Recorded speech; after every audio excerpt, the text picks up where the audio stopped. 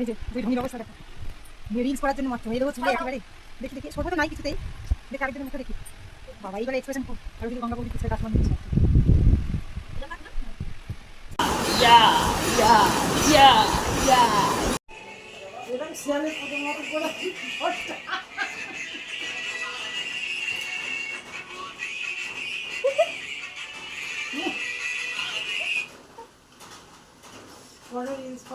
আমাদের মালিক এভাবে বসে আছে দেখুন, আপনারা সবাই দেখুন মালিকের অত্যাচার। মালিক এইভাবে বসে আছে গায়ের পর পা দিয়ে। 2টো বেজে গেল, আমি তো ছেলে আছে, রান্না আছে, বান্না আছে, আসলাম, এসে সব করে দিলাম, দিয়ে চলে গেলাম।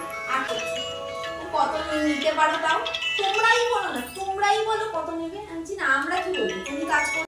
দিদি কি হচ্ছে এখন এটা? এটা এখন আলু